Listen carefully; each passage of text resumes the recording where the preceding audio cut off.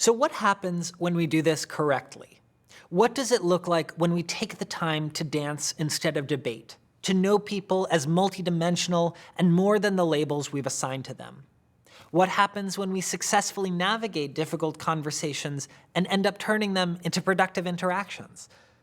Often, it leads us to empathize with whomever we're talking to. And empathy isn't always comfortable. So yes, I know the word empathy is having a bit of a moment right now, and maybe you rolled your eyes when I first said the word, and you know what? That's okay, I get it. The word empathy, as in trademarked empathy, seems to be slapped onto anything these days. Stickers, tweets, social media bios, books, shirts, you name it. The idea of empathy has been so overcommodified in recent years that it's understandable that we regard it with a sort of removed skepticism. But just because it can feel like the word of the moment and frequently used as a cure-all band-aid for seismic social problems, it's still worth exploring because it's the necessary fuel needed to get difficult conversations off the ground. Now, unfortunately, I don't believe that empathy can be taught. I can't just sit here and tell you how to see the humanity in someone else. I worry that when people are taught empathy, they just learn how to give solid performances of it rather than the real thing. Big shows of squinting eyes knowingly and nodding intentionally, playing the role of an empathic person rather than actually becoming one. Fortunately, I do believe that we can teach each other how to build spaces where empathy thrives, and one such space is conversation. And I have more good news. Empathy is a natural byproduct of conversation, an inevitability of speaking and connecting with other people. So you don't even really have to try for it. When we talk to someone, when we hear the cadences of their speech, the stories they tell about themselves, we start to see them as people. And when this happens, we feel amazing. And this can also feel a little weird. So whenever I'm having a conversation with someone who is very different from me, who thinks differently, who votes differently, I always end up feeling for them, empathizing with them. In one episode of my podcast, I spoke to a man who told me to kill myself. I also discovered on this call that he was my complete political opposite. I mean, if you went down the list of big issues, it felt like we disagreed on every single one of them. But as I found myself listening to his stories about his own childhood and gained little peeks into his current life, I found myself truly feeling for him. But when this started happening, I began to wonder, am I now subliminally saying it's okay to say what he said to me? Am I completely forsaking my political identity by listening to him? Am I abandoning my principles by liking him?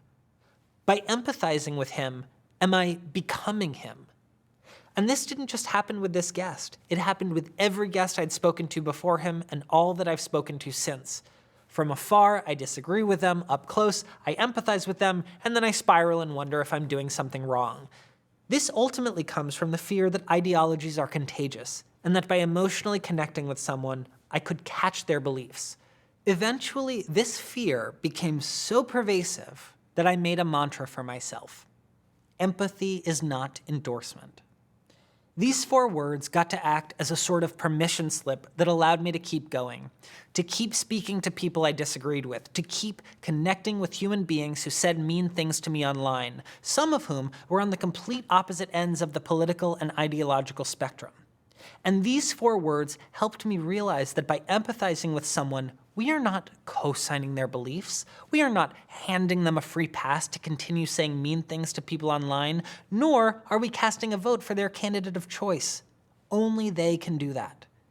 I was so terrified of the contagion of ideologies that I failed to look at who would have been patient zero, me.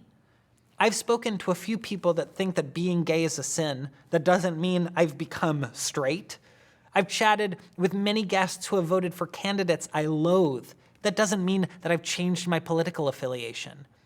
And I have had the most amazing conversations with people who have said truly hurtful things to me. That doesn't mean I like what they said. That just means I'm acknowledging the humanity of people who think very differently from me. And this mantra, this permission slip, is necessary because empathy is not only the vital fuel that keeps these conversations going, but it is the soft padding that creates a more fertile environment for change. time after time, I've watched people open up to me as our conversations continued, just as I opened up to them. And the more we've been able to reach each other, the more we've been able to reconsider our long-held beliefs. Now, I love doing this work. I am truly filled with a profound sense of hope when fostering empathy for people who think differently from me. But empathy is not always possible. For one thing, there are some people who put walls up so high that it is impossible to even get in. And I'll tell you a story. So this was on my first day, very first day of recording episodes of Conversations with People Who Hate Me, and I had a guest lined up that I was so excited to talk to. He was a man who, in a public post, said he wanted to, quote, punch out my smug, sanctimonious face. There were also a number of similarities between us, and I was really eager to explore those similarities and our differences and why he felt so strongly about me when he made that post. But minutes into our call, he just hung up on me, afraid that this podcast, that this whole social experiment was a setup and that I was about to humiliate him and expose him. I tried a bunch of times to get him back on the phone, but he flatly refused. I didn't get the opportunity to see him as a human because he closed that door. And he wasn't the only one. Even though he's the only person so far to have hung up on me, other guests have never let me in, so to speak, so intent on debating me or battling me that I was forced into a spot of defensiveness and self-protection. Empathy is not a one-way street. It requires two-party consent and enthusiasm. But empathy isn't always possible for another reason. Empathy is a privilege. Many understandably don't have the energy to reach out to the other side, to dance with the people who have hurt them. As the podcast progressed, I changed up the format of the show and I started moderating conversations between strangers who got into it with each other online. And as I began reaching out to friends to see if they wanted to take part in this social experiment, to speak to their own detractors, I was sure that everyone was going to jump at this opportunity simply because it had worked so well for me. But I was humbled to discover that so many of my closest friends weren't interested.